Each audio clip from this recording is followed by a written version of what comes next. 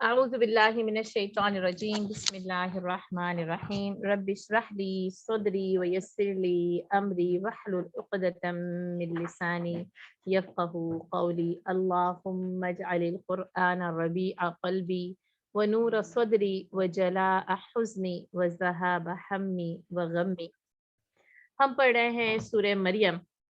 سورہ مریم میں حضرت مریم علیہ السلام کا ذکر ہمارے زیر مطالعہ ہے، اور ہم پڑھ رہے تھے کہ کیسے حضرت مریم علیہ السلام اللہ تعالیٰ نے اپنی خاص جو ہے وہ رحمت ایک معجزاتی انداز میں ظاہر کی ہے، اور حضرت مریم علیہ السلام اپنے بیٹے حضرت عیسیٰ علیہ السلام کو گود میں لیے ہوئے اپنی قوم کے پاس آتی ہیں، اور ظاہر ہے یعنی قوم جیسے ہی انہیں دیکھتی ہے کہتی ہے قالوا یا مریم لقد جئت شیئا فریا، اے مریم تو ایک بہت بڑی بات کو اپنے سامنے یعنی لے کر آ گئی۔ اور آپ کو بتایا تھا فارایا ایک گھڑی ہوئی بات کو کہا جاتا ہے، یعنی ظاہر سچ سے ہٹی ہوئی جھوٹی بات ہوتی ہے، اور جیسے فرینا اس کے اصل معنی ہوتے ہیں کاٹنا اور پھاڑنا، اور جس کام میں یعنی جو کام ایک غیر معمولی طور پر ظاہر ہونا، یعنی جس چیز کے لیے غیر معمولی طور پر کاٹ چھاٹ کی جائے اس کو فری کہتے ہیں۔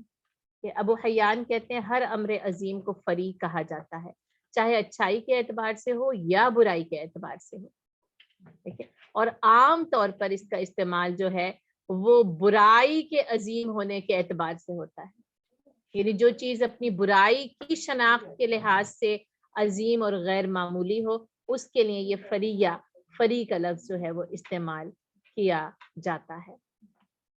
یا اخت ہارون ما کان ابوک امرأ سوء وما کانت امک بغیہ، اور یہ بات مجھے اتنی اچھی لگتی ہے کہ انہوں نے جیسے حضرت مریم کا جو تعارف ہے نا، ایک عورت کا جو تعارف عام طور پر دنیا میں ہوتا ہے، یا ایک مرد کا بھی جو تعارف ہوتا ہے نا، وہ اس کا خاندان ہوتا ہے، اس کی فیملی ہوتی ہے، اس کا بھائی اور اس کی بہن۔ اب دیکھیں یا اخت ہارون ہے نا، اے ہارون کی بہن، اور آپ کو بتایا تھا یا تو ہارون علیہ السلام سے نسبت ہے کہ ہارون علیہ السلام کا جو قبیلہ ہے وہ پھر پورا کا پورا جو ہے وہ اسی نسبت سے اس کی جو عورتیں ہیں وہ ان کی بہن جو ہے وہ کہلائیں گے نا، تو ان کا سلسلہ نسب بھی جو ہے وہ حضرت ہارون علیہ السلام سے جا کر مل جاتا ہے، کیونکہ ان کا سگا اپنا کوئی بھائی نہیں تھا، یہ یاد رکھیے گا حضرت مریم علیہ السلام کو، کیونکہ بعض اوقات اس سے یہ ایک یعنی مغالطہ پیدا ہو سکتا ہے کہ ان کا بھائی بھی تھا، نہیں، وہ اکلوتی اولاد تھی حضرت مریم اپنی، اسی لیے تو کہا نا کہ میں نے بیٹی پیدا کی اور یہاں تو بیٹا چھوڑا جاتا ہے، تو ورنہ اگر ان کا بھائی ہوتا تو پھر حضرت مریم کو ہیکل سلیمانی میں چھوڑنے کی ضرورت ہی نہیں،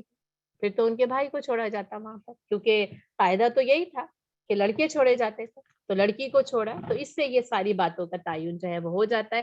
لیکن یہ کہ یعنی قوم کی بیٹیوں کی پہچان نہ قوم کے مرد ہوتے ہیں، یاد رکھیے گا، اور اسی طرح قوم کے مردوں کی جو عزت ہوتی ہے نا وہ عورتوں کے کندھوں کے اوپر ہوتی ہے، اور جب انہوں نے دیکھا ہے کہ وہ ایک بچے کو لیے آئے تو ظاہر ہے قوم نے کیا سوچنا تھا، یعنی عام طور پر یہی سوچا جا سکتا تھا جو قوم نے سوچا، اور کہا کہ نہ تیرا باپ برا آدمی تھا نہ تیری ماں جو ہے وہ بدکار۔ اب دیکھیں یہ والدین کی نیکی کا اعلان ہو رہا ہے نا، اور جیسے اولاد اپنے ماں باپ کی نیکی سے وکان ابوہما صالحا، اور اس کے جو والدین تھے وہ کیا تھے، صالح تھے، تو یہ صالح والدین نا یعنی اولاد کی پہچان ہوتی ہے۔ اور آپ دیکھیں عام طور پر معاشرے میں ایسا ہی ہوتا ہے کہ اس کی ماں ایسی ہے تو اس کا باپ ایسا ہے، اور یہاں پر بھی یہی بات کی یہ غلط نہیں ہے، یعنی اس سے ہمیں یہ پتہ چلتا ہے کہ یعنی اولاد اپنے ماں باپ کا نام نیک نامی کا باعث بنتی ہے، اور والدین اولاد کی نیک نامی کا باعث بنتے ہیں،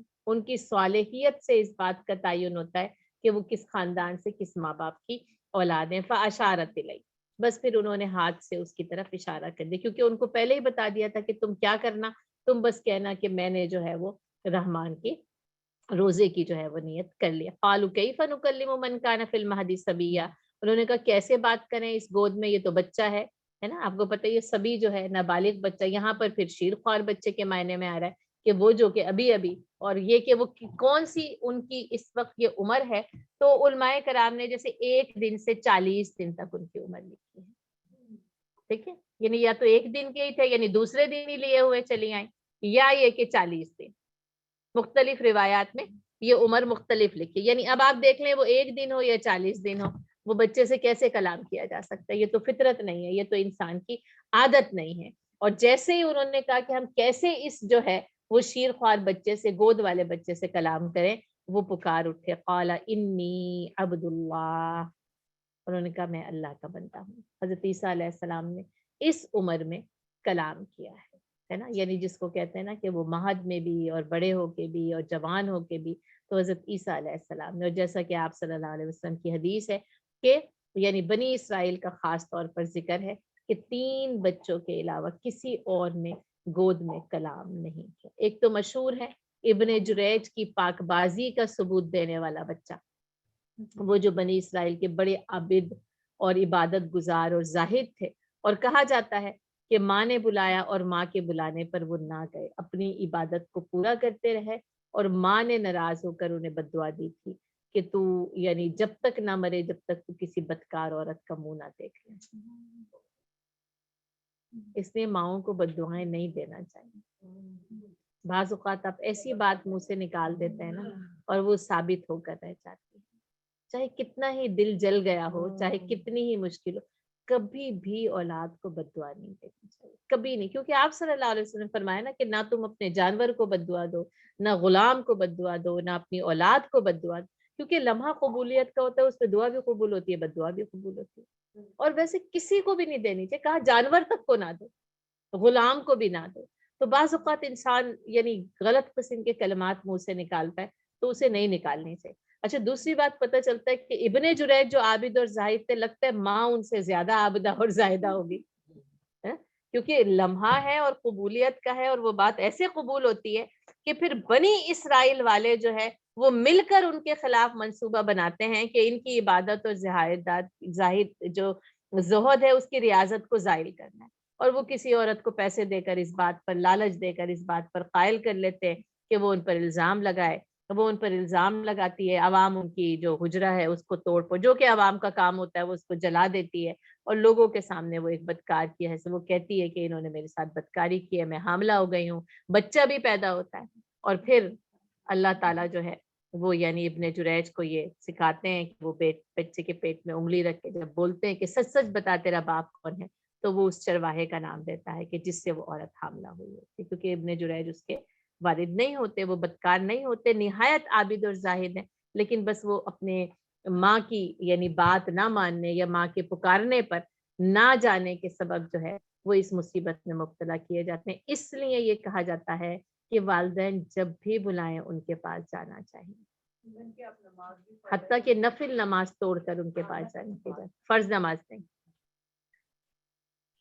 لیکن آج کل کے جو ماں باپ ہیں مجھے لگتا ہے انہیں پتا ہونا چاہیے بچہ نماز پڑھ رہا ہے، یا کبھی کسی بھی دور کے ماں باپ ہوں انہیں پتا ہونا چاہیے کہ بچہ نماز پڑھ رہا ہے، کیونکہ بعض اوقات ہم بچوں کو مشکل میں ڈال دیتے ہیں نا، تو مجھے لگتا ہے کہ ہمیں بچوں کو مشکل میں بھی نہیں ڈالنا چاہیے، اور ہو سکتا ہے اسکول کا ہی کوئی ایسا کام کر رہے ہیں اور آپ کے مطالبات ایسے ہوتے ہیں کہ آپ اس وقت بچے کو ایسے تنگ کرتے ہیں کہ وہ کر نہیں سکتا یا وہ کرنا نہیں چاہتا، وہ تھکا ہوا ہوتا ہے، مختلف چیزوں کے ساتھ وہ گزر رہا ہوتا ہے، تو مجھے لگتا ہے ماں باپ کو بھی حکمت سے اور مختلف چیزوں کے ساتھ کام لینا چاہیے۔ بہرحال ان کے ساتھ یہ معاملہ پیش آتا ہے، اور اللہ نے یعنی وہ بچہ پھر اس وقت جو ہے وہ یعنی بولتا ہے جیسے، ہے نا۔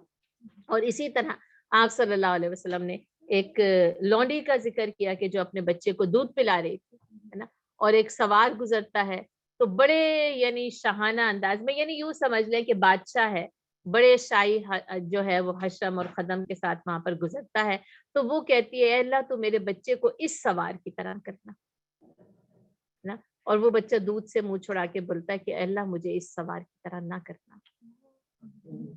ہے نا۔ اور پھر دوسرا گزرتا ہے تو بس ایک گھوڑا غریب مفلوق الحال، تو وہ کہتی ہے میرے بیٹے کو اس سوار کی طرح نہ کرنا، تو وہ بچہ کہتا ہے اے اللہ مجھے اسی سوار کی طرح کرنا، ہے نا، کیونکہ وہ بادشاہ تھا، وہ ظالم تھا، اس ماں نے تو اس کی شان و شوکت دیکھ کے کہا کہ میرے بچے کو اس طرح، جیسا کہ عام طور پر ماؤں کی دعائیں ہوتی ہیں کہ اس کی طرح جو اس کی طرح ڈاکٹر بن جائے، اس کی طرح محل ہو جائے، تو لیکن اس بچے کو جیسے حقیقت کا پتہ تھا تو اس نے کہا نہیں مجھے اس ظالم سوار کی طرح نہ کیا جائے، بلکہ ایک مفلوق الحال ہو لیکن وہ نیک ہو، لوگوں پر ظلم کرنے والا نہ ہو، تو اس کی طرح کرنا۔ تو آپ صلی اللہ علیہ وسلم نے فرمایا کہ یعنی 3 بچوں نے جو ہے وہ گہوارے میں کلام کیا، اور اس میں سے ایک جو ہے وہ حضرت عیسیٰ علیہ السلام.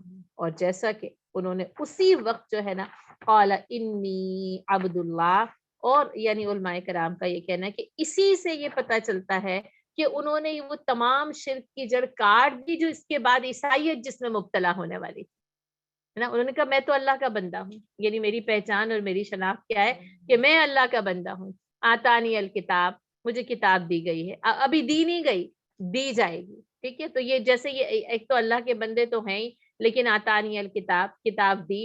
اصل میں کیا ہوتا ہے کہ دی جا چکی ہوتی ہے لیکن اس کا ظہور اپنے وقت پہ ہوتا ہے. جیسے نبوت بھی اب دی جا چکی ہے لیکن عام طور پر اس نبوت کا ظہور جو ہے وہ پختگی کی عمر میں ہوتا، لیکن حضرت عیسیٰ علیہ السلام نے اسی عمر میں اس بات کا اعلان کر دیا کہ میں صاحب کتاب نبی ہوں، مجھے کتاب دی جائے گی. وجعلنی نبیا، اور اللہ نے مجھے نبی بنایا ہے، مجھے نبی بنا کر بھیجا گیا ہے. وجعلنی مبارکن اینما کنت، اور مجھ کو برکت والا بنایا ہے جس جگہ میں ہوں، یعنی جس جگہ بھی میں ہوں مجھے برکت والا بنایا گیا. یعنی کہ جگہ برکت میں نہیں ہے بلکہ مجھ میں ہے. ٹھیک ہے، اور آپ دیکھیں جیسے میں نے آپ کو پہلے ہی بتایا تھا کہ مکانن شرقیہ، تو انہوں نے شرقی سمت کو جو ہے وہ اپنی عبادت گاہ بنا لیا اور اس جگہ کی تعظیم کرنے لگے نا. تو یہاں پر نا جگہ کی تعظیم سے منع کیا جا رہا ہے، بلکہ کہا جا رہا ہے میں بابرکت ہوں. یعنی جس جگہ بھی میں ہوں، یہ اس کو سمجھ لیں جس جگہ بھی میں ہوں گا وہ جگہ بابرکت ہوگی. اور نبی جو ہے وہ برکت والے ہوتے ہیں. آپ دیکھیں نبی صلی اللہ علیہ وسلم سے ہمیں جس طرح مختلف قسم کی برکات کا ظہور، معجزانہ طور پر برکات کا ظہور ملتا ہے، اسی طرح مختلف انبیاء کرام سے ان برکات کا ظہور جو ہے وہ ہمیں ملتا ہے. وَأَوْصَانِي بِالصَّلَاةِ، اور مجھے نماز کی تاکید کی گئی ہے. اب آپ دیکھیں تو نماز بلوغت میں فرض ہوتی ہے. یہ شیر خوارگی کے عالم میں بچہ یہ کہہ رہے ہیں وَأَوْصَانِي بِالصَّلَاةِ، اور مجھے نماز کی، اور یہ وصیت ہے، یاد رکھیے گا یہ تاکیدی حکم ہے. اور نماز بھی ایسا ہی تاکیدی حکم ہے جیسے کہ کوئی مرنے والا وصیت کر کے جاتا ہے نا، تو یہ اللہ تعالیٰ کی وصیت ہے جو اللہ نے پیغمبروں کو کی ہے، حضرت عیسیٰ علیہ السلام کو کی گئی ہے اور حضرت عیسیٰ علیہ السلام کے ماننے والوں کو بھی کی گئی ہے نا. یہ ایسی بات ہے نا جیسے نبی صلی اللہ علیہ وسلم آمن الرسول وَأَنَا أَوَّلُ الْمُؤْمِنِينَ وَأَنَا أَوَّلُ الْمُسْلِمِينَ، کہ جو نبی ہوتا ہے وہ سب سے پہلا ایمان لانے والا ہوتا ہے، وہ سب سے پہلا سر تسلیم خم کرنے والا ہوتا ہے، اور اس کے بعد وہ امت کو اس بات کی تاکید کرتا ہے کہ کیا کرے. اور اس سے ہمیں یہ پتہ چلتا ہے کہ ہر نبی کی شریعت میں نماز موجود رہی ہے. کسی جگہ ایسا نہیں ہوا کہ وہاں پر اس نماز کا، بے شک اس کی رکعتیں، اس کے ادا کرنے کی جو جزیات ہیں وہ شریعتوں میں مختلف رہیں، لیکن جو نماز کا تصور تھا اللہ کی عبادت میں، جو صلاح کا، جو نماز کا تصور ہے وہ ہر نبی کی نماز میں. اور آپ دیکھ لیں کہ 50 نمازیں فرض کی گئی امت مسلمہ پر، تو کس نے ان 50 نمازوں کو کم کرایا؟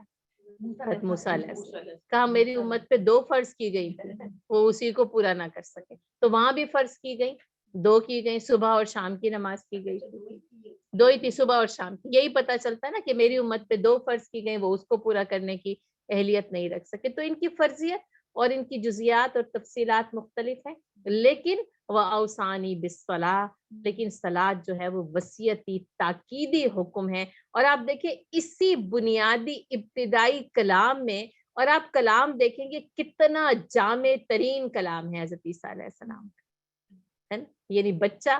اور آپ دیکھیں یعنی یہی بچہ جب پھر جا کر جب جوان ہوگا اور جا کر درباروں میں جب بولے گا، تو جب بھی یہ کہا جاتا ہے کہ جو درباری تھے، جو وہاں بڑے بڑے جو شاہی منصبوں پہ فائز تھے، وہ حیران رہ گئے تھے حضرت عیسیٰ علیہ السلام اتنا بہترین کلام کیا کرتے ہیں. اور یہی کہا جاتا ہے کہ یہ حضرت عیسیٰ علیہ السلام کے خطبات ہی ہیں جو کہ الہامی تھے، جیسے کہ احادیث رسول صلی اللہ علیہ وسلم ہے جو کہ الہامی ہے. الفاظ نبی صلی اللہ علیہ وسلم سے ادا جو ہے وہ ہوتے ہیں، وما ينطق عن الهوى ان هو الا وحی یوحی، اور وہ احادیث کا مجموعہ بنتی ہیں. حضرت عیسیٰ علیہ السلام کے الہامی خطبات انجیل بنتے ہیں. تو آپ دیکھیں کلام، اس میں بھی آپ دیکھ لیں، یعنی ایک ایک چیز کو آپ دیکھ لیں گے نا تو واقعی یہ یعنی یہ کتاب کے الفاظ ہوتے ہیں. انی عبد اللہ آتانی الکتاب وجعلنی نبیا وجعلنی مبارکا اینما کنت واوصانی بالصلاۃ والزکاۃ.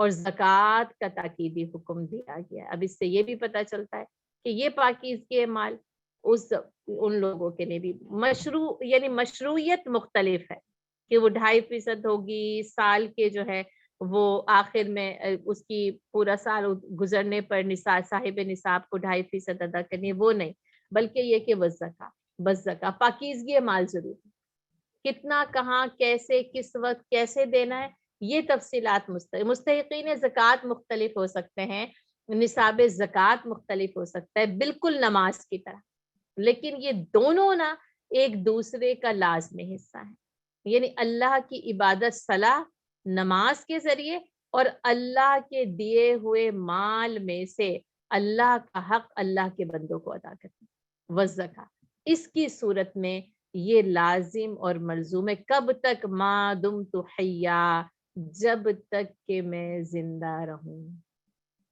یہ زندگی کی آخری سانس تک فرض ہوتا ہے، یاد رکھیے گا ہے نا، یہ کسی بھی لمحے زائل نہیں ہوتا، یہ جیسے ابھی تو دیکھیں یعنی ان کی زندگی کی ابتدا ہوئی ہے نا، اور آپ دیکھیں ما دمت حیا میں ایک تو بات یہی ہے کہ زندگی کی آخری سانس تک میں نے اللہ کا فرما بردار رہنا ہے، اللہ کے احکام پر عمل کرنا ہے، لیکن اس میں عقیدہ آخرت محذوف ہے، چھپا ہوا ہے، موت آنی ہے، ما دمت حیا سے یہ بتا دیا کہ ایک وقت ایسا ہے، ایک وقت تک میں زندہ رہوں گا اور اس کے بعد مجھے بھی موت آ جائے گی، اور آپ دیکھیں پھر یہاں پر بھی اس کلام کا یہ اعجاز آپ یہ دیکھ لیں کہ حضرت عیسیٰ علیہ السلام اب تک زندہ ہیں، معجزاتی طور پر ان کی زندگی ہے، باقی تو جتنے نفس آئے چلے گا، وہ جب آئیں گے قرب قیامت کے وقت اور اس وقت پھر وہ یعنی شادی بھی کریں گے، اسلام کو قائم بھی کریں گے اور اس کے بعد وہ اپنی طبعی موت مریں گے نا، تو یہ بڑے یعنی قرآن کی فصاحت اور بلاغت نا بہت مختلف انداز میں جو ہے نا وہ اپنی اصل حقیقت کو بیان کرتی ہے، وہ برم بوالدتی، اور میں اپنی ماں سے نیک سلوک کرنے والا ہوں۔ اب دیکھیں باپ نہیں ہے یہاں پر، یہ بھی قرآن کا اعجاز دیکھیں، جیسے وہاں پر تھا نا وہ برم بوالدیہ، جو حضرت یحییٰ علیہ السلام کے لیے ہم نے پڑھا تھا نا، تو انہوں نے کہا تھا وہ برم بوالدیہ کہ میں جو ہوں وہ اپنے والدین کا فرما بردار ہوں نا، اور وبرم بوالدیہ ولم یکن جبارا عصیا، اور یہاں کا وبرم بوالدتی، اگر یہاں پر بھی والدیہ آ جاتا نا تو یہ پوری کی پوری حقیقت نا متزلزل ہو جاتی، مشکوک ہو جاتی ہے نا، اس لیے آپ دیکھیں گے کہ ایک ایک جو لفظ ہے نا، ایک ایک جو اشارہ ہے وہ اتنا پرفیکٹ ہوتا ہے نا کہ کسی بھی طریقے سے نا اس کو اپنی اصل حقیقت سے مختلف نہیں کیا جا سکتا، ہٹایا نہیں جا سکتا، تبدیل نہیں کیا جا سکتا، وبرم بوالدتی، کیونکہ صرف ماں ہے تو کیا ہے کہ میں ماں کے ساتھ نیک سلوک کرنے والا، اچھا اب وہ وبرم بوالدیہ ہو یا وبرم بوالدتی، یعنی جس کے لیے ماں ہے، اب یہاں تو باپ موجود ہی نہیں ہے، لیکن یہ بھی ہو سکتا ہے کہ زندگی میں باپ کا انتقال ہو گیا تو وبرم بوالدتی، پھر وہ ماں کے ساتھ حسن سلوک ہوگا، ہو سکتا ہے ماں کا انتقال ہو گیا، صرف جو ہے وہ والد موجود ہو تو وہ برہم بھی والدی، تو وہ صرف اور صرف جو ہے وہ والد کے لیے حسن سلوک ہوگا، لیکن کیا ہے کہ ماں باپ کے ساتھ نیک سلوک کرنا، یہاں پر یہ اس کی اہمیت پتہ چلتی ہے، اور دونوں پیغمبر دیکھیں اس بات کا اعلان کر رہے ہیں کہ ہم اپنے ماں باپ کے ساتھ نیک سلوک کرنے والے ہیں، یعنی پیغمبر ہوں یا پھر نیک لوگ ہوں ان کے ماننے والے ہوں، نیکی والدین کی فرما برداری کے بغیر مکمل نہیں ہوتی، یاد رکھیے، چاہے وہ پیغمبر ہی کیوں نہ ہو، اگر والدین کے ساتھ نیک سلوک نہیں ہے نا تو چاہے وہ مسجد کا امام ہو، حافظ ہو، مدرس ہو، معلمہ ہو، وہ کوئی بھی ہو، وہ کچھ بھی ہو، اس کی نیکی مکمل نہیں ہو سکتی جب تک کہ اس کو والدین کے ساتھ نہ فرما برداری کرنا کرے، اگر والدین کا نافرمان ہے نا تو وہ پیغمبر بھی ہو تو اس کی نیکی مکمل نہیں ہو سکتی، وبرم بوالدتی، کہا کہ میں اپنی ماں کے ساتھ نیک سلوک کرنے والا ہوں، ولم یجعلنی جبارا شقیہ، اور مجھ کو زبردست اور بدبخت نہیں بنائے گا، وہاں حضرت یحییٰ نے بھی یہی کہا تھا، کیا تھا، ولم یجعلنی جبارا عصیہ، وہاں نافرمان تھے، یہاں پہ شقیہ تھے، جبار دونوں میں ایک ہی نا، تو اب یعنی 3 الفاظ لکھ لیں، یعنی والدین کا نافرمان نہ جبار بھی ہوتا ہے، عصیہ بھی ہوتا ہے، شقیہ بھی ہوتا ہے، بدبخت بھی ہوتا ہے نا. یعنی والدین کی نافرمانی بدبخت بنا دیتی ہے. ہاں جی، یہ جو یہاں پہ لکھا ہوا شقیہ عصیہ اور جبار بھی یہاں لکھا ہوا. ٹھیک ہے، یہ تین ہے نا. عصیہ نافرمان تو کیا ہے؟ والدین کی نافرمانی بدبخت بنا دیتی ہے، سعادت نہیں ملتی. شقیہ کیا ہوتا ہے؟ سعادت سے محروم شخص. تو یعنی جب آپ کہتے ہیں بدبخت تو اس کا مطلب کیا ہوتا ہے؟ سعادت سے محروم ہے. تو وہ کہہ رہے ہیں کہ مجھ کو زبردست اور بدبخت نہیں بنا. یعنی اگر میں والدہ کی نافرمانی کرتا تو میں جبارہ اور شقیہ ہوتا. اور جیسے انہوں نے کہا ولم یجعلنی جبارا نسیہ، حضرت یحییٰ علیہ السلام نے، اور مجھے جو ہے وہ جبار اور نافرمان نہیں بنایا گیا نا. تو یہ اللہ کی طرف سے بڑی نعمت ہوتی ہے اگر آپ نافرمان نہیں. وہ تو ولم اکم بدعائک ربی شقیہ، اور میں دعا مانگ کر کبھی نامراد نہیں ہوا، بدبخت نہیں ہوا. ٹھیک ہے. اور حضرت یحییٰ نے پھر کہا ولم یجعلنی جبارا نسیہ ولم یجعلنی جبارن شقیہ. اور دیکھیں، اور دعا کرنی چاہیے کہ اے اللہ تو مجھے بدبخت نہ بنا، تو مجھے محروم نہ کر. کہ بہت ساری آپ دیکھیں گے، بہت ساری آپ نیکیاں دیکھیں، جب آپ بہت ساری ان کے بالمقابل برائیاں دیکھتے ہیں نا تو آپ شکر ادا کیا کریں اللہ نے ہمیں ویسا نہیں بنا. اگر اللہ ویسا بنا دیتا آپ کیا کر سکتے؟ اگر میں اور آپ اس برائی میں مبتلا ہوتے تو کیا کر سکتے؟ کچھ بھی نہیں کر سکتے. اس لیے یہ جو بات ہے نا ولم یجعلنی جبارن شقیہ اور ولم یجعلنی جبارن عصیہ، کہ مجھے نہیں بنایا گیا. تو اللہ تعالیٰ نے ان کو اس بات کی ترغیب ہی نہیں دی ہے نا، اس بات کی طرف رغبت کرنے والا بنایا ہی نہیں تھا. جیسے پورے حضرت یحییٰ علیہ السلام کی خصوصیات دیکھ لیں، حضرت عیسیٰ علیہ السلام کی خصوصیات دیکھ لیں، تو جس کو آپ کہتے ہیں نا خدا داد ہیں، جس کو آپ کہتے ہیں نا گاڈ گفٹڈ، کہ اللہ تعالیٰ نے یہ عطا کر دی ہیں. اچھا اگر نہیں ہے تو دعا کریں کہ اللہ ہمیں، اگر رحم نہیں ہے نا تو دعا کریں اللہ ہمیں رحیم بنا دے، ہے نا. یعنی اگر کوئی ایسی چیز ہمیں اپنے اندر کمی محسوس ہوتی ہے نا تو آپ دعا کریں. اگر سخاوت نہیں پتہ چلتی نا تو دعا کریں اللہ ہمیں سخی بنا دے. یعنی جو بھی چیز اپنے اندر میں، جسے نمازی کی نا رب اجعلنی مقیم الصلاۃ، حضرت ابراہیم علیہ السلام دعا کر رہے ہیں نا، آپ دیکھیں واوصانی بالصلاۃ. اب وصیت تاکیدی حکم دیا گیا ہے اور دعا کیا، اور رب اجعلنی مقیم الصلاۃ. اب بچوں کے لیے لوگ اتنے پریشان ہوتے ہیں، کبھی ہمارے پاس یا کسی کے، میرا بیٹا نماز نہیں پڑھتا لیکن رب اجعلنی مقیم الصلاۃ نہیں مانگتے. امام صاحب کے پاس چلیں کوئی تعویذ دے دیں، نماز نہیں پڑھتا ہے نا، لیکن کیا رب اجعلنی مقیم الصلاۃ. یعنی پھر اس کے لیے نا اللہ تعالیٰ سے مانگنا ہے کہ اللہ تو مجھے نماز قائم کرنے والا بنا دے. یعنی کچھ بھی ہو، اللہ تو مجھے زکوٰۃ ادا کرنے والا بنا دے، اللہ تو مجھے ماں باپ کے ساتھ نیک سلوک کرنے والا بنا دے. اور اپنی اولاد کے لیے یہ دعا کریں کہ وہ ان کو آپ کا فرما بردار، یعنی اپنے والدین کا فرما بردار بنا دے. کیونکہ اگر وہ بھی اپنے والدین کے فرما بردار نہیں ہوں گے تو پھر جبار اور شقیہ ہوں گے اور عصیہ ہوں گے، ہے نا. تو ان کے لیے، اور پھر اس کے لیے رول ماڈل بننا کہ آپ خود ماں باپ کے ساتھ حسن سلوک ان کو دکھائیں، ان کو پتا چلے کہ نانا نانی کے ساتھ کیسا سلوک ہوتا ہے اور دادا دادی کے ساتھ کیسا سلوک. تو ماں باپ کے ساتھ حسن سلوک، اور وہ اس دیکھ کر وہ اس حسن سلوک کو سیکھیں گے. کیونکہ آپ دیکھ لیں اللہ کے نبی یہ کہہ رہے ہیں وَلَمْ يَجْعَلْنِي جَبَّارًا شَقِيًّا، مجھے بدبخت، کیونکہ اگر میں ایسا نہ کرتا وَبَرًّا بِوَالِدَتِي تو یقیناً میں بدبختوں میں شمار ہو جاتا، میں سعادت مندوں میں میرا شمار نہیں ہوتا. تو ہم اپنے آپ کو سعادت مندوں میں شامل کرنے کے لیے اور اپنی اولاد کو، اپنی ذریت کو کہ وہ سعادت مندوں میں شامل رہے، ان کو یہ ساری چیزیں بتانی ہیں، سکھانی ہے، اور ان کے لیے دعائیں بھی کرنی، اپنے لیے بھی کرنی ہے اور ان کے لیے بھی کرنی، اور امت کے لیے بھی کرنی ہے کہ اللہ اس امت کے جو ہے وہ نوجوانوں کو والدین کا فرما بردار بنا دے، اللہ کا عبادت گزار بنا دے، نماز پڑھنے والا بنا دے. زکوٰۃ ادا کرنا، امت مسلمہ کے آپ دیکھ لیں غریب، محتاج، کمزور، بے بس ایسے ایسے لوگ ہیں، اور امت مسلمہ کی جو امیر طبقہ ہے وہ اپنی زکوٰۃ ہی صحیح سے ادا نہیں کرتا. اگر صرف امت مسلمہ کی زکوٰۃ ادا ہو جائے نا تو کوئی مسلمان اس دنیا کی سرزمین پر بھوکا نہ سوئے. صرف زکوٰۃ صحیح طور پر ادا ہو جائے اور مستحقین زکوٰۃ کو مل جائے. اتنی دولت ہے، اتنے وسائل ہیں، اتنا کچھ اللہ تعالیٰ نے دیا، کسی چیز کی کمی نہیں. لیکن آپ دیکھیں بس امت وہی ہے، بس پستی میں ہی اترتی جا رہی ہے، پستی میں ہی اترتی جا رہی ہے. تو بہرحال اللہ تعالیٰ نے ان کو، اور دیکھیں جبار جو ہے نا، پھر وہی ہے کہ اگر جو پیغمبر ہے اس کو جب کتاب دی جائے، شریعت دی جائے، وہ نا جباریت کے ساتھ اس کو نافذ نہیں کرتا ہے.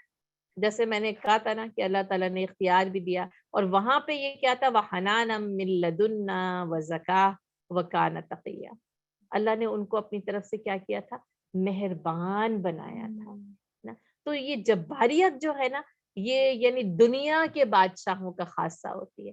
نبی جو ہے وہ جبار نہیں ہوتے، وہ حنان ہوتے ہیں. وما ارسلناک الا رحمتا للعالمین، وہ تمام جہانوں کے لیے رحمت بنا کر بھیجے گا. یہ مہربانی، ہمدردی، یعنی یہ جو ہمدردی ہوتی ہے، یہ جو رحم دلی ہوتی ہے نا، پھر یہ دلوں کو فتح کرتی ہے.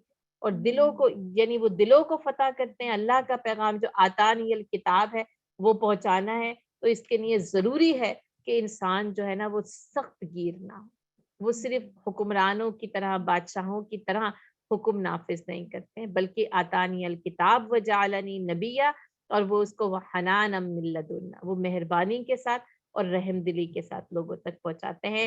والسلام علی یوم ولدت و یوم اموت و یوم ابعث حیا، اور سلام ہے مجھ پر جس دن میں پیدا ہوا، جس دن میں مروں، اور جس دن میں زندہ کر کے کھڑا کیا جاؤں گا. حضرت یحییٰ علیہ السلام نے بھی، بلکہ انہوں نے یہ نہیں کہا تھا کہ مجھ پر سلام ہے، بلکہ اللہ تعالیٰ نے ان کے اوپر جو ہے وہ سلام علیہ، اور یہ کہہ رہے والسلام علیہ، مجھ پر ہو یوم ولدت، اور وہاں پر کیا یوم ولدہ، وہ یوم یموت، وہ یوم یبعث حیا، اور یہاں پہ کیا یوم ولدت میں پیدا ہوں، وہ یوم اموت، وہ یوم ابعث حیا. ابن کثیر نے اس روایت کو لکھا ہے کہ جب حضرت عیسیٰ علیہ السلام حضرت یحییٰ سے ملے تو کہا کہ یعنی اللہ نے تمہارے اوپر سلام بھیجا اور میں نے خود اپنے اوپر سلامتی بھیجی.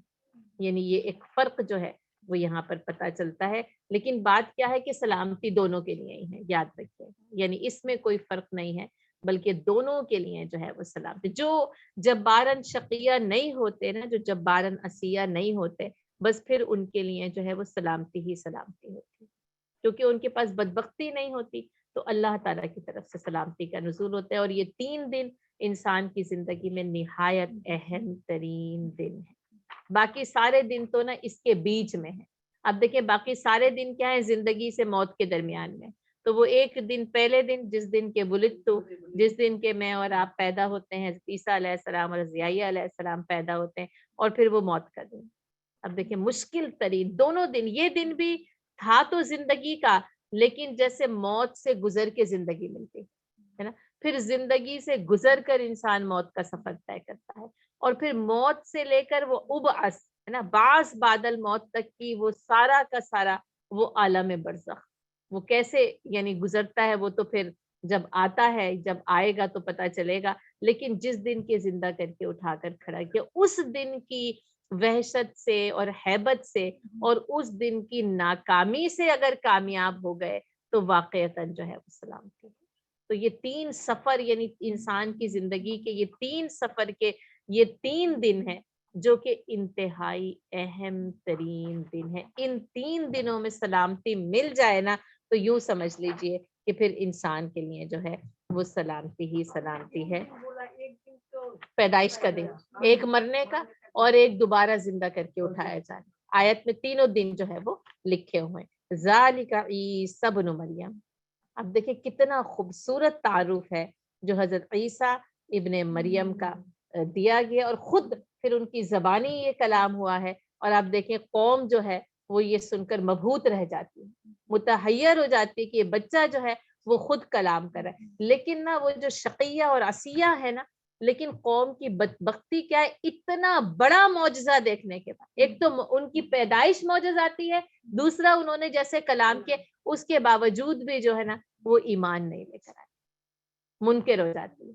یعنی یہ قوم کی یہ جو کہہ رہے ہیں نا ولم یجعلنی جبارا عصیا ولم یجعلنی جبارا شقیا، تو کیا بات ہے کہ اتنی بڑی علامتیں دیکھنے کے بعد بھی جو ہے نا قوم ایمان نہیں لے کر آتی، بلکہ وہ غلط فہمی میں مبتلا ہو جاتی ہے. اللہ تعالیٰ کہتے ہیں ذالک عیسی ابن مریم، حضرت عیسیٰ علیہ السلام کو ابن مریم جو ہے وہ کہا گیا. یہی ان کا اعزاز ہے، اعجاز ہے، اور یہی ان کی پیدائش کی معجزاتی جو ہے وہ پیدائش کی دلیل بنتا ہے. قول الحق الذی فیہ یمترون، اللہ تعالیٰ کہتے ہیں یہ ہے وہ سچی بات جس میں یہ لوگ جو ہے وہ شکوک و شبہات کے ساتھ جھگڑا کر رہے تھے. یعنی اب تک نبی صلی اللہ علیہ وسلم کے دور تک نا یہ ساری کی ساری باتوں میں کیا تھے؟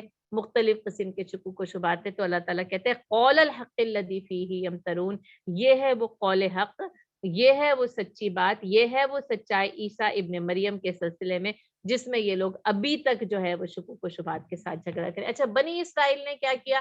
اس یعنی معجزاتی پیدائش کا رد کر دیا، انکار کر دیا. اچھا، پھر عیسائیت نے یعنی عیسیٰ علیہ السلام کے ماننے والوں نے کیا کیا؟ اس معجزاتی پیدائش کو تو قبول کیا، لیکن وہ اللہ کی خاص حکمت یا خاص قدرت کے ساتھ قبول نہیں کیا، بلکہ انہوں نے حضرت عیسیٰ کو اللہ کا بیٹا یا عین الہ قرار دیا. یعنی اللہ تعالیٰ کہتا ہے ابن مریم، اور انہوں نے کہا ابن اللہ، وہ اللہ کا بیٹا. تو یہ دونوں گروہ جو ہے وہ اس سلسلے میں کس کا شکار ہوئے؟ یمترون کا شکار. اور امت مسلمہ کو بتایا گیا عیسیٰ ابن مریم قول الحق، یہ ہے سچی بات، یہ ہے سچا تذکرہ، یہ ہے حق جس کے ساتھ اللہ تعالیٰ نے حضرت عیسیٰ علیہ السلام کو اس دنیا میں بھیجا، اور یہ ہے ان کی معجزاتی طور پر بھیجے جانے کی سچی بات. ما کان للہ ان یتخذ من ولد، اور اللہ کی یہ شایان شان نہیں کہ وہ اولاد رکھے. سبحانہ، وہ ذات اس سے پاک ہے. یعنی اللہ تعالیٰ کو کیونکہ انہوں نے ابن اللہ قرار دے دیا، انہوں نے پھر وہ ان اللہ ثالث و ثلاثہ قرار دے دیا، عقیدہ تثلیث جو ہے وہ اختیار کر لیا. تو اللہ تعالیٰ پھر اس بات کی پاکیزگی کو بیان کرتا ہے کہ اللہ تعالیٰ جو ہے وہ ان تمام باتوں سے پاک ہے. جو کچھ جو ہے وہ اس زمین میں یہ کہتے ہیں اللہ کے یہ شایان شان ہی نہیں کہ وہ اولاد رکھے. اللہ تعالیٰ اولاد کی احتیاجات سے اور ضروریات سے پاک ہے. اذا قضا امرا فانما یقول له کن فیکون، بس جب وہ کسی امر کا ارادہ کر لیتا ہے تو بس وہ کہتا ہے کن اور فیکون، بس وہ ہو جاتا ہے. اس کے لیے اسباب، ذرائع، وسائل کچھ بھی نہیں، سب کچھ اس کے ہیں. پوری قدرت اس کی ہے، پورا نظام اس کا ہے. اس کو کسی چیز کی ضرورت ہی نہیں ہے کہ وہ سوچ کے ماں باپ نہیں ہے تو ماں نہیں ہے تو بڑھاپے میں پیرانا سالی میں حضرت زکریا علیہ السلام کو اولاد دے دی.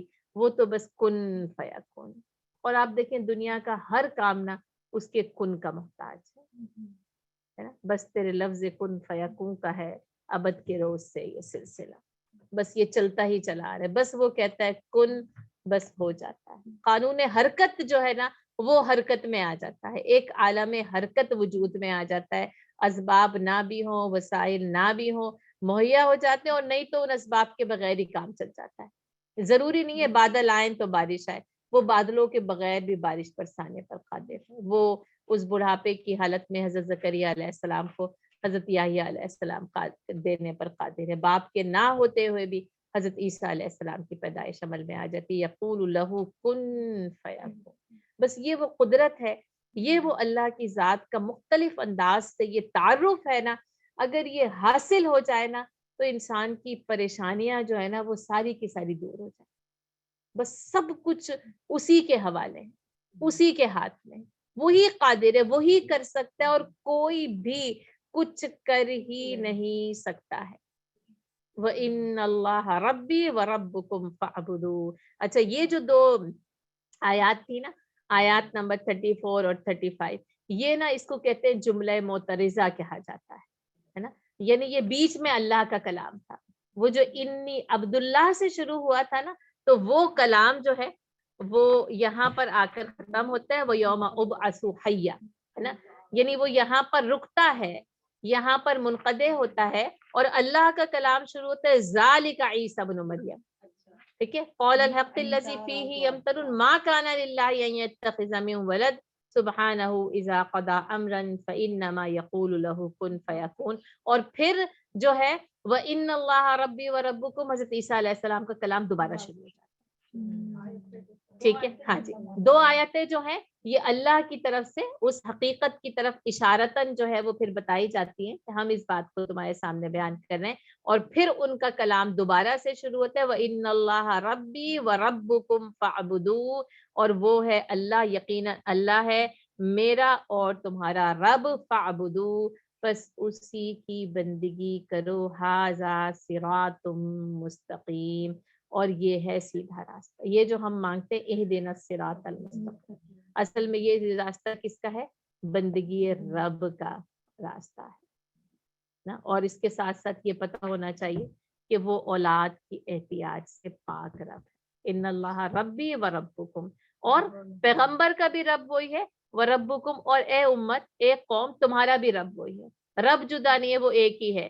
وہ پیغمبر بھیجے، اس کو امتوں کی طرف بھیجے، آتانی الکتاب ہو، اور اللہ تعالیٰ نبی بنا کر بھیجے، لیکن رب وہ ایک ہی ہے۔ اور اس رب کی بندگی کا راستہ کیا ہے؟ ھذا صراط مستقیم۔ کوئی پوچھے نا صراط مستقیم ہے کیا، آپ کیا مانگتے ہیں؟ تو ربی و ربکم فاعبدوا، ایک رب، اس کی عبادت کا راستہ، یہی صراط مستقیم ہے۔ اور پھر اس سے یہ پتہ چلتا ہے کہ اس عبادت کا راستہ پیغمبروں کے ذریعے سکھایا جاتا ہے اور بتایا جاتا ہے، اور اس راستے کو دکھانے کے لیے انہیں آتانی الکتاب، انہیں کتاب دی جاتی۔ تو یہ ہے ھذا صراط مستقیم، یعنی پھر پیغمبر اور کتاب یہ دونوں مل کر بنتی ہیں ھذا صراط مستقیم۔ کیونکہ کیسے پتہ چلے گا؟ کتاب کے ذریعے پتہ چلے گا۔ کتاب کس کو دی گئی؟ پیغمبر، یعنی پیغمبر کا اسوہ اور کتاب کی تعلیم، یہ دونوں چیزیں بن کر کیا بنتی ہیں؟ ھذا صراط مستقیم، یہ صراط مستقیم بنتے ہیں۔ یہ دونوں مل کر اللہ کی بندگی کا حق راستہ اور سچا راستہ اور سیدھے راستے کی طرف اشارہ کرتی ہیں، اور یہی ہے ھذا صراط مستقیم، یہ سیدھا راستہ اور کتاب کی تعلیم۔ اب آپ دیکھیں کہ اس کے ہوتے ہوئے لوگ صراط مستقیم سے کیوں بھٹک جاتے ہیں؟ فاختلف الاحزاب من بینہم، ٹھیک ہے، گروہ کیا کرتے ہیں؟ اس میں اختلاف کرتے ہیں، یعنی یہ تو ہے قول الحق، سیدھا سچا راستہ، یہ اللہ تعالیٰ نے بتا دیا یہ ہے میری بندگی کا راستہ، یہی صراط مستقیم ہے، اس کے علاوہ کوئی اور صراط مستقیم نہیں ہے۔ لیکن ہوتا کیا ہے؟ فاختلف الاحزاب من بینہم، اب یہ مختلف گروہ مل کر اس میں اختلاف کرتے ہیں۔ یہ جو مختلف رائیں، پھر وہ کوئی یعنی عیسائی ہو جاتا ہے، کوئی یہودی ہو جاتا ہے، کوئی کچھ کرنے لگتا ہے، یہ لوگ خود کرتے ہیں۔ اللہ نے سیدھا سچا اپنی بندگی کا صراط مستقیم بھیج دیا ہے۔ فاختلف الاحزاب من بین، یہ اختلاف کی وجہ سے یہ راستے مختلف ہو جاتے ہیں، یہ گروہ بن جاتے ہیں، یہ فرقہ واریت جو آج امت مسلمہ میں بھی موجود ہے اور بنی اسرائیل میں بھی موجود تھی۔ آپ صلی اللہ علیہ وسلم نے فرمایا بنی اسرائیل 72 فرقوں میں مبتلا ہوئے اور تم 73 فرقوں میں بٹ جاؤ۔ بالکل وہی جو انہوں نے کیا، پورے کے پورے 72، ایک زیادہ ہے، کیوں؟ ایک جو ہے وہ سیدھے راستے کے اوپر ہوگا، وہ کیا ہے؟ ھذا صراط مستقیم، وہ یہ صراط مستقیم ہوگا۔ تو وہ فرقے اختلاف کرتے ہیں تو مختلف گروہوں میں بٹ جاتے ہیں، پھر گروہ بندی اور فرقہ واریت ہو جاتی ہے۔ فویل للذین کفروا من مشہد یوم عظیم۔ اب یہ فرقے بٹ جو جاتے ہیں نا، اس کا نتیجہ کیا ہے؟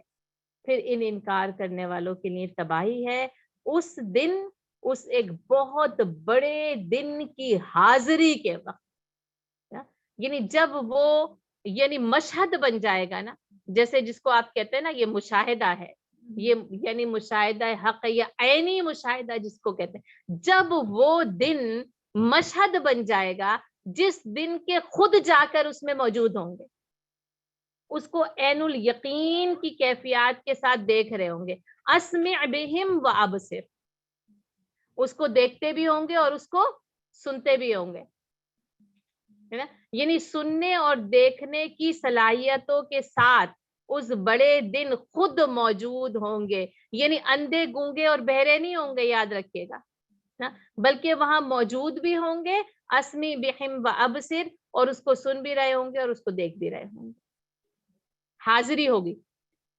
ہمیں کہا نا کہ ان کے لیے کہ اس دن وہ اندھے ہوں گے وہ دیکھ نہیں پائیں گے، وہ جو کافر ہوں گے تو وہ کہیں گے کہ ہم تو پہلے دیکھتے تھے، ہم وہ تو کسی وجہ سے اندھا کر دیا، کیونکہ حق کو دیکھا نہیں تو کسی وجہ سے ان کو پھر اندھا کر دیا جائے گا. کہا جائے گا کہ ہمیں اندھا کر کے کیوں اٹھایا گیا ہے نا، یوم حشر تنیاما نا، کہ آج ہمیں اندھا کر کے کیوں اٹھائے.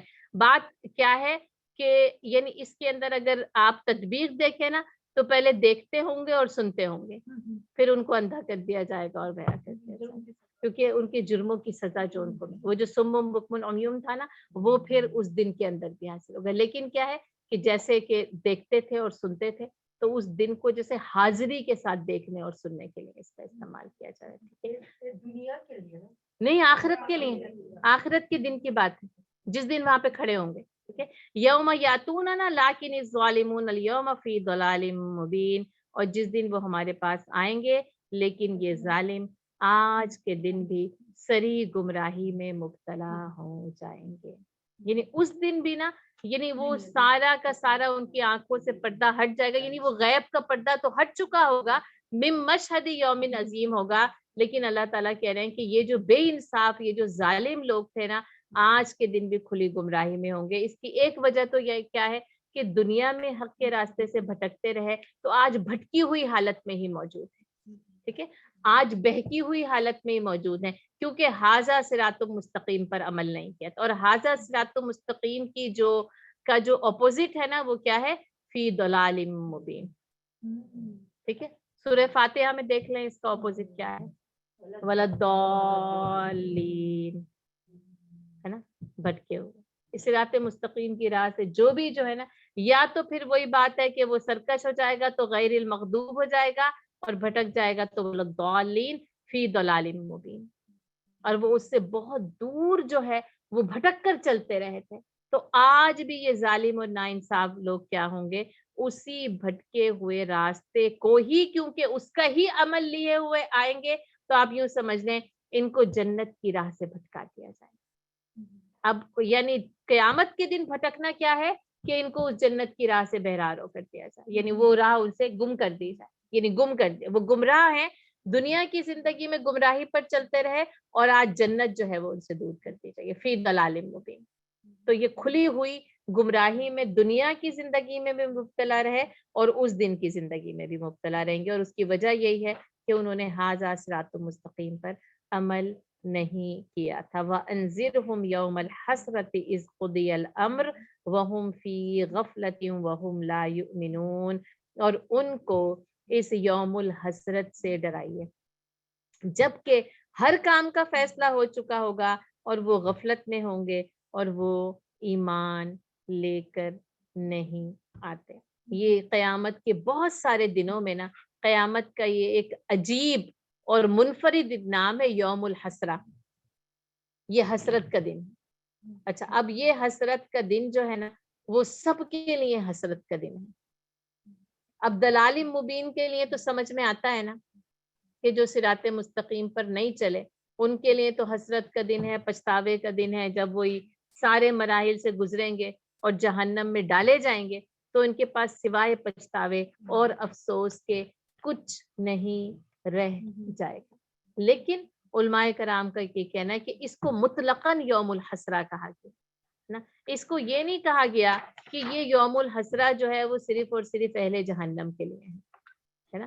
اچھا، بنیادی طور پر تو اہل جہنم کے لیے ہے کہ ان کے پاس سوائے حسرت کے کچھ اور نہیں بچے گا. لیکن نبی صلی اللہ علیہ وسلم نے فرمایا کہ اہل جنت بھی اس دن حسرت کریں گے. اب آپ سوچیں کیسا دن ہے کہ جس میں اہل جنت بھی حسرت کریں گے. تو مختلف روایات میں آتا ہے، اور ایک روایت میں آپ صلی اللہ علیہ وسلم نے فرمایا ہر مرنے والے کو حسرت و ندامت سے سابقہ پڑے گا. تو صحابہ کرام نے پوچھا اے اللہ کے رسول آخر کیوں؟ یعنی دو روایات ہیں، ایک تو یہ کہ اہل جنت کس بات پہ حسرت کریں گے اللہ کے رسول، پھر یہ کہ ہر مرنے والے کو حسرت و ندامت سے کیوں سابقہ پڑے گا. تو آپ صلی اللہ علیہ وسلم نے فرمایا نیک اعمال کرنے والے کو اس بات پر حسرت ہوگی کہ زیادہ نیک اعمال کیوں نہ کر لیے، کہ جنت کے درجات اور زیادہ بڑے ہوئے ملتے. آپ سوچیں صحیح ذرا، ہے نا. اور بدکار کو اس بات پہ حسرت ہوگی کہ وہ اپنی بد عملی سے باز کیوں نہیں آیا تھا. اور اہل جنت بجز اس چیز کے کسی اور چیز پر حسرت نہیں کریں گے کہ ان کے جو لمحات اللہ کے ذکر کے بغیر دنیا میں گزرے. اہل جنت بجز ان لمحات کے کسی اور چیز پر حسرت نہ کریں گے کہ ان کے جو لمحات اللہ کے ذکر کے بغیر گزرے ہیں، کیونکہ وہ وہاں پر جو اس انعام و اکرام سے نوازے جائیں گے نا، اور جو وہ ایک ایک ذکر کا، ایک ایک سبحان اللہ کا جو وہ درخت لگا ہوا وہاں پر دیکھیں گے. اور آپ دیکھیں آج ہی اتفاق سے ہم نے حضرت ام حبیبہ رضی اللہ تعالیٰ عنہ کی سوانح عمری میں پڑھا کہ 12 رکعت سنت ہے، اور ہر روز یا جنت میں ایک محل 12 منزلہ بنایا جا رہا ہے. تو جب وہ محل جس دن کا نہیں ہوگا تو حسرت تو ہوگی نا کہ کیوں نہ پڑھ رہی تھی وہ سنتیں وہاں پر. یہ پڑھ کے نا ایک محبت ہوئی ہے کہ اب محبت وہ محل ہے نا. اور میں کہتی ہوں کہ واقعی وہ 12 منزلہ، یعنی ایک روایت میں آتا ہے کہ ہر 12 منزل، اور یا صرف ایک محل، بس جنت کو تو ایک ہی محل ہو، ایک کوئی منزل بھی نہ ہو تو کافی ہے. اور بعض اوقات آپ کہتے ہیں کہ یہ ایک منزل 2 منزل چڑھ چڑھ کے میں پریشان ہو جاتے، وہ صرف ایک ہی منزل ہو اور جنت کے محل کی منزل ہو. اور یہاں پہ دیکھیں کہ وہ لمحات جو اللہ کے ذکر کے بغیر گزرے، ہم کیسے اپنی زندگی کو ضائع کرتے ہیں. یعنی یہ آپ اگر یعنی فلسفی سوچیں، ٹیکنیکلی سوچیں تو وہ لمحات جو ضائع ہو گئے، نیک عمل نہیں کیے، یا تو ایک کیا ہے کہ نیک عمل نہیں کیے، اور دوسری بات یہ کہ اللہ کا ذکر، یعنی اللہ کا نیک عمل ہوتا ہے کلو متین ذاکر، ہر نیک عمل کرنے والا اللہ کا ذکر کرنے والا. تو جب ہم اللہ کا ذکر نہیں کرتے نا، یہ لمحات جنت میں جا کے حسرت کا باعث بنیں گے. بد عمل اور جہنمی کی تو بات ہی نہیں ہو رہی، یہ جنت میں جا کر حسرت کا باعث بنیں گے. زندگی اور وقت اور لمحات اتنے قیمتی ہیں، اتنے قیمتی ہیں. اور آپ یعنی یہ میں آپ کے لیے اور اپنے لیے، ہم دونوں کے لیے یہ ہوم ورک ہے کہ وقت کیسے ضائع ہوتا ہے، ہم وقت کیسے ضائع کرتے ہیں. کام کرنے ہیں دنیا کے بھی، آپ نے کھانا بھی بنانا ہے، کسی نے جاب بھی کرنی ہے، سب کچھ کرنا ہے. لیکن آپ یہ دیکھ لیں کہ یوم الحسرہ میں جو حسرت جو مجھے نظر آ رہی ہے نا، صرف وقت کے اوپر نظر آ رہی ہے. اور ہم زندگیوں کو ضائع کر دیتے ہیں، رشتہ داروں کی برائیاں کرنے میں ضائع کر دیتے ہیں. پہلے تو شادی میں جاتے ہیں تو شادی کا سارا وقت ضائع ہی ہوتا ہے، وہ اس میں کوئی کام کی بات نہیں ہوتی. پھر واپس آ کر نا اس کو تبصرہ کرنے میں گھنٹوں ضائع کرتے ہیں. چھوٹی سی بھی تقریب ہو اس کے اوپر ضائع کرتے ہیں، لوگوں کی غیبتیں کرنے میں ضائع کرتے ہیں. یہ سوشل میڈیا پہ ضائع ہوتا ہے، یہ ٹی وی کے اوپر ضائع ہوتا ہے، فون پر فضول گفتگو کرنے میں ضائع ہوتا ہے. بس ایسے یعنی بلا وجہ جو ہے نا وہ ہم کیا کہتے ہیں، گوسپ کرتے ہیں، چلو ٹہلنے نکل جاتے ہیں. آپ ضرور ٹہل سکتے ہیں، آپ سیر و تفریح کریں، آپ باتیں کریں، لیکن حق کے ساتھ کریں، سچائی کے. آپ واک پر نکلیں، ضرور نکلیں، اس واک پر اللہ کا ذکر کرتے چلے جائیں. اگر آپ نے فون پر بات کرنی ہے، ضرور بات بلکہ کرنی چاہیے. آپ نیکی کی تعلیم بھی تو دے سکتے ہیں، آپ اچھی باتیں بھی تو، اسی کھانے کی ترکیب کو بتاتے سیکھتے آپ کوئی نہ کوئی اچھی بات بھی تو، آپ کی پوری ترکیب جو ہے وہ عمل بن جائے گی. یعنی کوئی بھی چیز آپ بات کریں، لیکن اس کے ساتھ ساتھ آپ ان میں اچھی باتوں کو شامل کرتے چلیں، ہے نا. اپنے عمل میں نیک عملی کو شامل کرتے چلیں. ضروری نہیں ہے کہ آپ یہاں بیٹھ کر درس دیں گے تو نیکی کا آواز ہوگا، ہے نا. یہ ایک طریقہ ہے، بہت مؤثر ہے، اس میں کوئی شک نہیں کہ یہ بہت بلیغ طریقہ ہے کہ نیکی کا جو عمل ہے وہ ممبروں کے ذریعے سکھایا جائے. لیکن عام طور پر چلتے پھرتے آتے جاتے دعوتوں میں، شادیوں میں کھاتے، دوستی کی باتیں کرتے، ہنستے مسکراتے بھی نیکی کا درس جو ہے وہ پہنچایا جا سکتا. کسی دن آپ کہیں پہ بھی جائیں اور میں کہتی ہوں ہمارے پاس تو اسلامی مہینوں میں سمجھتی ہوں ایسے مواقع، یہ ربیع الاول کا مہینہ ہے، مجھے تو لگتا ہے ہم سب کے لیے کہ اتنا اچھا موقع ہے، جہاں جائیں سیرت نبی صلی اللہ علیہ وسلم پہ بات شروع کریں. بس ایک حدیث، ایک جملہ، کچھ بھی. ہم تو الحمدللہ کلاسز میں پڑھتے پڑھاتے ہیں، تو کوئی ایک حدیث، کوئی ایک جملہ، بس وہاں پر جو ہے وہ تھوڑا سا، ضروری نہیں ہے آپ کی واہ ہو، آپ کا خیر مقدم کیا جائے، لیکن بس بات کیا ہے نا کہ تم اپنی طرف سے تو نبھاتے جاتے ہیں. ہم اپنی طرف سے تو یہ نیک عملی کا کام کرتے تھے. ہمارے بزرگوں کے پاس اچھا موقع ہے نئی نسلوں کو سنوارنے کے لیے، ماں باپ کے لیے. کبھی عید کا موقع آتا ہے، کبھی رمضان کا موقع آتا ہے، کوئی بھی موقع آتا ہے، کبھی کوئی حادثہ ہوتا ہے نا، کوئی غم ہوتا ہے کسی کے جانے کا، کوئی موت. اس وقت تو بچے بھی اتنے زیادہ تیار ہوتے ہیں اچھی باتیں سننے کے لیے. آپ اس وقت ان کو اچھی بات بتا سکتے ہیں، موت کی حقیقت بتا سکتے ہیں، زندگی میں اچھے کام کرنے کی طرف اشارہ کر سکتے ہیں. اب اس میں بس میرا اور آپ کا ہوم ورک ہے کہ یوم الحسرہ ایک تو اس کی تیاری ہے. سب سے اولین کام، ہمارا سب سے بہترین کام کیا؟ یوم الحسرہ کی تیاری، یعنی کہ یوم القیامہ کی تیاری. کیونکہ یہ یعنی بعد الموت کی تیاری. یہ جو حضرت عیسیٰ علیہ السلام اور حضرت یحییٰ علیہ السلام نے کہہ دیا وہ یوم ابعث حیا، دراصل بات تو اس کے بعد ہی شروع ہونی ہے. پوری زندگی کا انجام، نیکیاں، وقت کیسے گزارا، یہ تو یوم ابعث حیا کے بعد ہی پتہ چلے گا کہ زندگی اور موت کا درمیانی عرصے میں کیا پایا کیا کھویا. انجام اس وقت ہے نا، اور یقینی ہے. تو ہم دیکھ لیں کہ ہم یعنی اس دنیا میں پچھتا لیں لیکن وہاں جا کر نہ پچھتائیں. یاد رکھیں ابھی اگر ہم پچھتانا شروع کر دیں نا، جو بھی غلطیاں کوتاہیاں کسی بھی حوالے سے ہم سے ہو گئی ہیں، کوئی رشتہ داری، کوئی اولاد، والدین، سسرال، دین، نمازیں، زکوٰۃ، روزے، کسی بھی قسم کے سلسلے میں ہم سے کوتاہیاں ہو گئی نا، ان کو پورا کرنا شروع کرتے ہیں.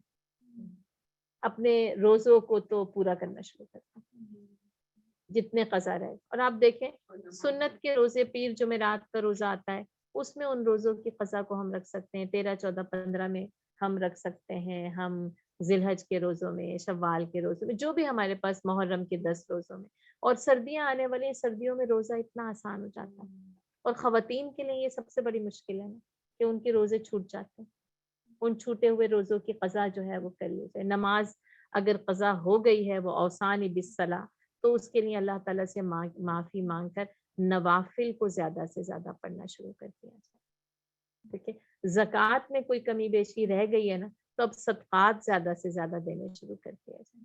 یعنی صرف فرضی یعنی ہماری وہ فرائض نہیں جو کہ ہمارے پر، بلکہ نوافل کے ذریعے نا اس یوم الحسرہ میں کامیابی کی کوشش جو ہے وہ کی جائے. یعنی دونوں ہاتھ دیکھ لیں، ایک اللہ کے حقوق، ایک حقوق العباد ہے نا، ان دونوں کو پورا کرنے کی کوشش. حقوق العباد میں بندوں کے حقوق میں کوئی بھی کوتاہی رہ گئی ہے، کسی کا حق مار لیا، کسی کے ساتھ زیادتی کر لی تھی، کوئی تلخی ہو گئی تھی، تو اب اس رشتے کو درست کر لیجیے، ہے نا، مل جائیں. اگر وہ رشتہ دنیا سے رخصت ہو گیا، بس اللہ تعالیٰ سے معافی مانگے اور اللہ تعالیٰ سے اس شخص کی مغفرت کی دعا کیجیے. یہ علماء کرام نے یہ طریقہ بتایا کہ اب کیونکہ وہ سامنے نہیں ہے کہ اس سے اس کی اصلاح کی جا سکے، تو اس کی مغفرت کی جو ہے وہ بالکل دے سکتے ہیں. پھر صدقات کے ذریعے تو اپنے گناہوں کا کفارہ جو ہے وہ ادا کرنا ہی کرنا، خود صدقہ جاریہ بن جائے. تو کوئی بات نہیں، یہ تو دوسرے کی مرضی ہے. دیکھیں میں نے اگر معافی مانگ لی ہے تو اسلام یہ سکھاتا ہے کہ مجھ سے اگر کسی نے مانگی ہے تو مجھے معاف کر دینا چاہیے. اب اگر میں معاف نہیں کر رہی تو اب یہ میری ذمہ داری. اس نے اپنا فرض ادا کیا، اس نے معافی مانگ لی، اس نے کوشش کی کہ میں معافی مانگوں. بڑا مشکل ہے معافی مانگنا، آسان تو نہیں ہے اپنی غلطی کا اعتراف کرنا. یہ غلطی کا اعتراف کیے بغیر بعض اوقات غلطی نہیں ہوتی اور معافی مانگنی پڑتی ہے، وہ اور زیادہ مشکل ہوتا ہے. تو وہ بھی کر لیا، اور اب اگر میں نہیں معاف کر رہی تو اب یہ تو پھر میری ذمہ داری. ٹھیک ہے، آپ اپنی ذمہ داری سے عہدہ برے ہو گئے کہ آپ نے جو ہے وہ میں نے معافی مانگ لی. اگر آپ معاف نہیں کر رہے تو پھر یہ آپ کی جو ہے وہ ذمہ داری. اور پھر یہ کہ اللہ تعالیٰ سے معافی مانگتے رہیں، اور پھر اگر کوئی معاف نہیں کر رہا نا تو اللہ سے دعا کریں اللہ اس کا دل نرم کر دے. اللہ تو مجھے میں یعنی اگر قصور تھا، میں غلطی پر تھی، مجھے احساس ہے، اے اللہ تو میری معافی کا سامان کر دے. تو اللہ تعالیٰ اس کا دل جو ہے وہ نرم کرے اور وہ جو ہے وہ معاف کر دے. باقی معاف کرنے والی ذات تو اللہ تعالیٰ کی. دیکھیں میرے لیے اور آپ کے لیے یہ کوئی موقع نہیں ہے کہ کوئی میرے پاس آئے اور میں اس کو معاف نہ کروں، کیونکہ بات وہی، ہمیں اللہ تعالیٰ سے معافی چاہیے. اور اگر ہمیں اللہ سے معافی چاہیے تو ہمیں اللہ کے بندوں کو معاف کرنا چاہیے. اور جنہوں نے ہمارے ساتھ زیادتی کی ہے نا، ان کی معافی مانگے بغیر ان کو معاف کر دیں. یہ درجہ احسان کی نیکی ہے کہ آپ کسی سے معافی، یعنی کوئی آتا نہیں ہے معافی مانگنے، لیکن آپ کہتے ہیں اس نے میرے ساتھ زیادتی کی تھی، غلطی کی تھی، میں اس کو معاف کرتی ہوں. کیوں؟ کیونکہ مجھے اس دن کوئی حسرت نہیں چاہیے، ہے نا. مجھے اس دن کی کامیابی چاہیے. اس دن کی کامیابی کے لیے نا اپنے آپ کو، مجھے اور آپ کو اپنے آپ کو تیار کر لیں. ہمیں نہیں معلوم وقت کتنا باقی رہ گیا ہے. میری پیاری نہیں، اب بعد میں کریں گے انشاءاللہ. میں اس کو جو ہے وہ مکمل کر لوں. اور کیا ہے کہ اس دن جب پچھتاوا ہوگا، اب آپ دیکھیں یعنی اس سے پہلے ہم نے پڑھا اذا قضا امرا فانما یقول له کن فیکون، یعنی جب اللہ کسی کام کے فیصلے کا ارادہ کرتا ہے بس وہ کہتا ہے ہو جا، ہو جاتا ہے. اب یہاں پر آپ دیکھیں کہ انداز کیا اختیار کیا گیا، وانذرهم یوم الحسرۃ اذ قضی الامر، ہے نا. اب حسرت ہوگی اس دن، ڈرائیے انہیں اس یوم حسرت سے جس دن کے فیصلہ چکا دیا جائے گا، ہے نا. اب فیصلہ ہو چکا ہے. اچھا، اب جب فیصلہ ہو چکا ہوگا تو اب اس فیصلے کو بدلنے پر کسی کا کوئی اختیار نہیں ہے. وَهُمْ فِي غَفْلَةٍ وَهُمْ لَا يُؤْمِنُونَ، اور وہ غفلت میں تھے اور وہ ایمان نہیں لے کے آتے. تو اور اب ہوا کیا، اس قضی الامر، فیصلہ چکا دیا گیا ہے. جب فیصلہ ہو جائے گا نا تو اب اس فیصلے کو بدلا نہیں جا سکتا، یہ یاد کر لیں، ہے نا. اب اس دنیا کی زندگی میں تو فیصلے ہو رہے ہیں، کچھ اور ہو رہا ہے. پھر آپ جیسے آپ معافی مانگ سکتے ہیں، ابھی موقع ہے کہ طلب کی جا سکتی ہے معافی، لیکن یہاں پر کیا ہے، سارے کے سارے امکانات بند ہو جائیں گے اس قضی الامر. اب کوئی اختیار نہیں چلے گا، اب کوئی چیز تبدیل نہیں ہو سکتی. اور ان کا حال بتا دیا کہ یہ کیا تھے، غفلت میں تھے اور ایمان نہیں لے کر آتے تھے. اب دیکھیں یہ دونوں چیزیں ہیں نا، یعنی دیکھ لیں، ایک تو ایمان لانا ہمیں پتہ ہے کفر ہے، اصطلاحی کفر ہے، لیکن دوسری چیز کیا ہے، وہم فی غفلہ، ہے نا. ہمارا پرابلم کیا، ایمان لانے کے بعد غفلت میں ہے. اور یہ کیا تھے، یہ غفلت میں بھی تھے اور ایمان بھی نہیں لے کے آتے تھے. دو گناہ ہو گئے نا. ہمارے پاس کیا، ہم ایمان تو لے کر آتے ہیں اور اس کو یوں سمجھے وہم فی غفلت وہم یؤمنون، وہ ایمان لے آ چکے تھے، وہ ایمان لائے تھے لیکن وہ غفلت میں تھے، ہے نا. یعنی ایمان لانے کے بعد غفلت کرنا یہ زیادہ گناہ کا کام ہے نا. وہ ایمان نہیں لائے نا، کفر، اب وہ تو کافر ہو ہی چکے اور غفلت کی وجہ سے ہی کافر تھے. لیکن یہ زیادہ بدقسمتی کیا ہے کہ انسان ایمان بھی لے کر آ جائے اور غفلت میں زندگی گزارے. اب غفلت کی زندگی سے جاگ جانا چاہیے. ایمان ہم لا چکے، الحمدللہ ہم ایمان لانے والوں میں شامل ہیں. اب ہمیں شعور کی زندگی گزارنی. اور آپ دیکھیں یہ یوم الحسرہ اسی لیے ہے کہ اس قضی الامر یاد رکھیے گا، اس لیے کہ فیصلہ چکا دیا گیا ہے.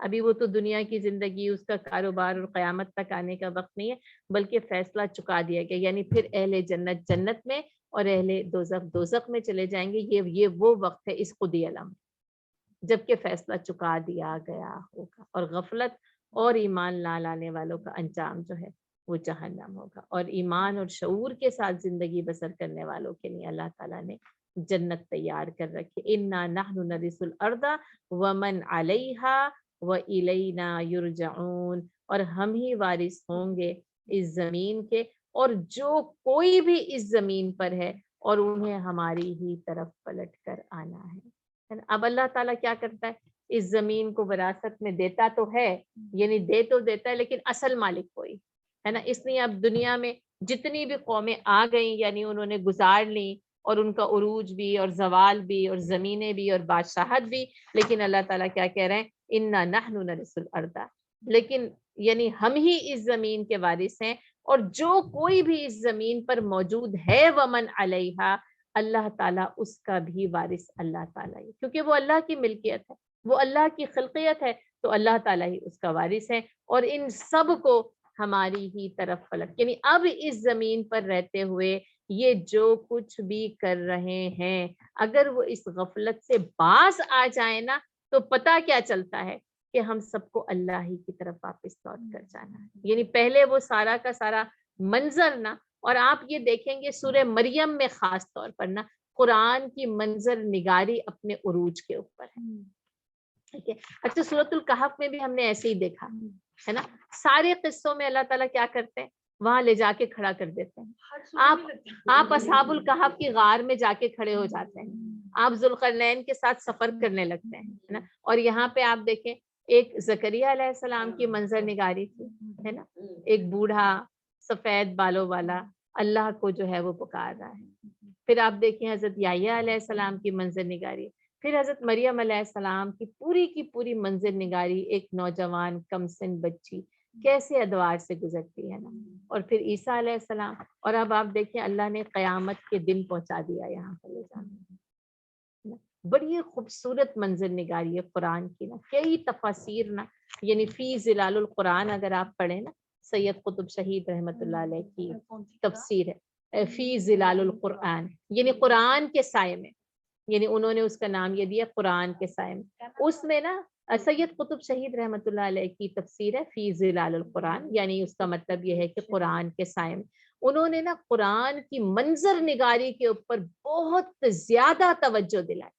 یعنی آپ دیکھیں ایک قرآن کی فصاحت اور بلاغت ہے، ایک قرآن کے معنی ہیں، ایک قرآن کا حکم ہے، ایک قرآن کا پیغام ہے، یعنی ایک قرآن کے قصے ہیں، اور یہ قرآن کا منظر کیا ہے، آپ کو کہاں لے جا کر حضرت عیسیٰ علیہ السلام کی پیدائش کی جگہ پہ لے جا کے کھڑا کر دیتے ہیں قرآن، ہے نا۔